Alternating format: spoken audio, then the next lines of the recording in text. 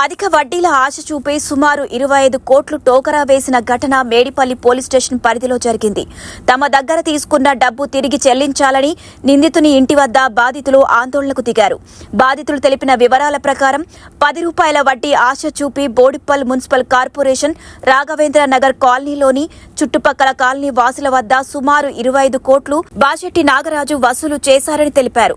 ఒక్కో వ్యక్తి వద్ద సుమారు 5 లక్షల నుండి 20 లక్షల పైన వసూలు చేసినట్లు తెలిపారు. కొందరి నుండి క్రెడిట్ కార్డులు తీసుకుని అందులో నుండి డబ్బు తీసుకుని తీరా ఇవ్వమని అడిగినందుకు 3 నెలలుగా అందుబాటులో లేడని ఇంటి సభ్యులు పేర్కొన్నారు. 3 నెలల ముందే మేడిపల్లి పోలీస్ స్టేషన్లో ఫిర్యాదు చేశారు బాధితులు. కానీ బాధితుల డబ్బు సమస్య కొలిక్కి రాకపోవడంతో నాగరాజు ఇంటి వద్ద ఆందోళనకు దిగారు. నాగరాజు తమకు కనబడకుండా తప్పించుకుని తిరుగుతున్నాడని, వెంటనే తమకు ఇవ్వవలసిన డబ్బు తిరిగి ఇప్పించాలని డిమాండ్ చేస్తున్నారు. నా పేరు రఘునాథ్ అండి. నేను ఇప్పుడు ఈ రాఘవేంద్ర కాలనీలో ఉంటున్నాను. ఈ నాగరాజ్ బాషెట్టి అనే అతను కూడా ఇదే కాలనీలో ఉంటూ కాలనీ సమస్యల మీద మాట్లాడదామనే విషయం మీద పరిచయం అయ్యి ఇట్లా ఇద్దరి మధ్యలో స్నేహం ఏర్పడి కొన్ని రోజులకు మాతో పాటు స్నేహం కొంచెం పెరిగిన తర్వాత మా ఇళ్లలోకి వచ్చి మీరు కార్డులు అప్లై చేసుకోండి, లోన్లు అప్లై చేసుకోండి, నాకు ఇవ్వండి, నేను బిజినెస్ ఇట్లా షిప్మెంట్ బిజినెస్ అని చేస్తున్నాను, నేను చేసిన బిజినెస్లో నాకు ఇన్వెస్ట్మెంట్ రూపంలో మీరు ఇస్తే బయట వాళ్ళని అడిగితే వాళ్ళు ఎవరో బతికే కంటే మీరు నాతో ఫ్రెండ్షిప్లో నాతో స్నేహం చేస్తున్నాను, యాజ్ స్నేహితుడిగా ఇస్తే మిమ్మల్ని కూడా మీకు కూడా కొన్ని ఈఎంఐలకు ఉపయోగపడతాయి అని చెప్పేసి మా దగ్గర 3 లక్షల రూపాయలు క్యాష్ 7 లక్షల రూపాయల కార్డుల రూపంలో తీసుకున్నాను. తీసుకున్న తర్వాత ఒక 3 నెలలు 10 రూపాయలు ఇంట్రెస్ట్ అని చెప్పేసి 10 రూపాయలు ఇంట్రెస్ట్ అనే విషయంలో 10 రూపాయలు ఇంట్రెస్ట్ అనే 10 రూపాయలు వడ్డీ అనే ఆలోచనతో చెప్పి ఒక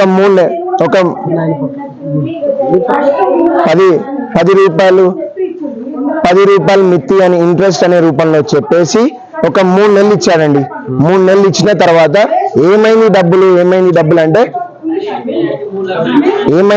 డబ్బులు అంటే లాక్ చేసుకుంటూ రావడము.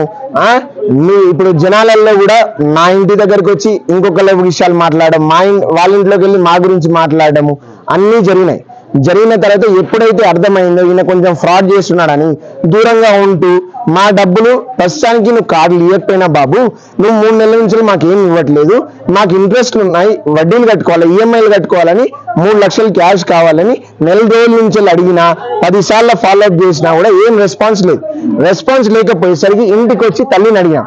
మర్యాద పూర్వకంగానే ఇట్లా మేము డబ్బులు ఇచ్చామండి, మరి మీరు ఇట్లా చేసిందో నాకు ఇప్పుడు పీకల మీద ఉంది పరిస్థితి అని అడిగితే కథ నేను వచ్చిన వెంటనే భార్యకు ఆయన వెంటనే ఇమీడియట్ గా నేను పోతున్నా పిల్లలు జాగ్రత్త అని బ్లాక్ మెయిల్ మెసేజ్ పెట్టేస్తే భార్య వచ్చి మేము మాట్లాడే దగ్గరకు వచ్చి నా మూడు చనిపోతా అని ఇట్లా బ్లాక్ మెయిల్ చేసేసరికి నేను కూడా ఎవరికో చెప్పుకోవాలి కదా, ఇప్పుడు ఇట్లాంటి పరిస్థితి చెప్పడం జరిగింది.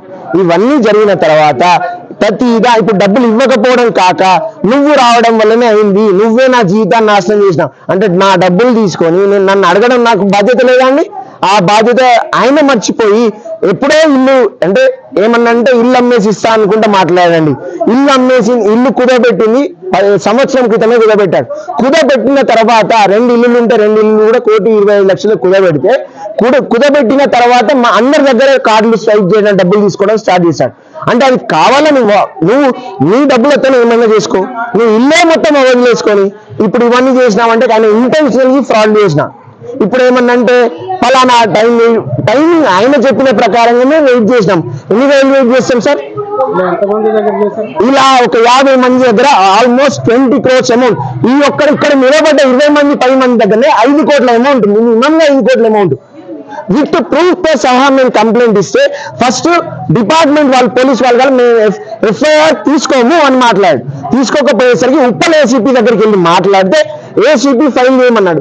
ఫైల్ చేయమంటే చిన్న పెట్టి కేసులాగా పెట్టేసి ఏ మాత్రం ఇంట్రాగేషన్ కూడా చేయకుండా, ఏ మాత్రం కూడా ముందు ఫార్వర్డ్ చేయకుండా మమ్మల్ని మీరు ఇచ్చినట్టు డబ్బులు డాక్యుమెంట్ తీసుకొని రమ్మంటే మేము డాక్యుమెంట్ ప్రూఫ్ తో సహా ఇస్తే ఇప్పటికి కూడా వాడు ఒక ప్రూఫ్ కూడా సబ్మిట్ చేయలేదు. మరి వాడు ఇచ్చినట్టు ప్రూఫ్ కూడా ఉండాలి కదా. వాడు అన్నాడంట నేను ఇచ్చాను అందరికి, ఎవరికి ఇచ్చేయలేదు సరే అని చెప్పాడంట. మరి నువ్వు ఇచ్చినావంటున్నావు కదరా బాబు, ప్రూఫ్లు తీసుకున్నారా అని సిఐ అన్నాడంట. సిఐ అంటే నాకు ఒక 2 రోజులు టైం ఇవ్వండి తీసుకొస్తా అంటే 2 రోజులు కాదు ఇప్పటికి 3 నెలలు అయిపోతుంది, ఒక్క డాక్యుమెంట్ కూడా ఇవ్వలేదు. మనిషి అబ్స్కాన్ లో ఉన్నాడు. ఇప్పటికి కూడా బేసిక్ ఇంట్రాగేషన్ చేయలేదు. ఏమన్నంటే మమ్మల్ని అడిగిచ్చారా, ఎందుకు ఇచ్చినావు? అరే భయ్ మేము తెలివి తక్కువ అయిపోయినాం కాబట్టి నీకు తెలివి ఉన్న దగ్గరికి వచ్చినాం. నువ్వు పబ్లిక్ ని ప్రొటెక్ట్ చేయని ఎస్ఐసి అయ్యి ఏమన్నంటే నేను మేనేజ్ చేసుకుంటా, ఎస్ఐ కాదు సిపిని కూడా మేనేజ్ చేస్తా. మీరేం చేయలేరు. పోలీస్ స్టేషన్ కేసు పెట్టింది. ఈ వ్యక్తి ఎవరైతే డబ్బులు తీసుకున్నాడో, డబ్బులు తీసుకున్న వ్యక్తి బాషెట్టి నాగరాజ్, ఎస్ఐ వచ్చేసి కృష్ణయ్య గారు, సిఐ వచ్చేసి మన గోవిందరెడ్డి గారు. ఏం మాత్రం కూడా కేసు ప్రొసీడ్ అవ్వట్లేదు. 41A నోటీస్ ఎన్ని రోజులు ఇంతమంది మోసపోయిన తర్వాత ఫస్ట్ డే మేము చేయము, ఏం చేస్తాం మీ తప్పు, డైరెక్ట్ కోర్టులో చూసుకోండి, మేము ఎఫ్ఐఆర్ ఫైల్ చేయము, మేము ఏం చేయమన్నాం. ఏసీపీ దగ్గర వెళ్ళినాం, అప్పుడు ఫైల్ చేసారు. అది కూడా ఏం సెక్షన్ పెట్టిరు, ఏదో చిన్న సెక్షన్ పెట్టిరు. తర్వాత ఇంటరాగేషన్ చేయాలి, ఇంటికి రావాలి, ఏంటిది ఎక్కడున్నావు, ఇన్ని స్వెప్ లో పెట్టినాం. ఇప్పుడు దాకా కేసు ఫైల్ చేయలే, ఏం చేయలే.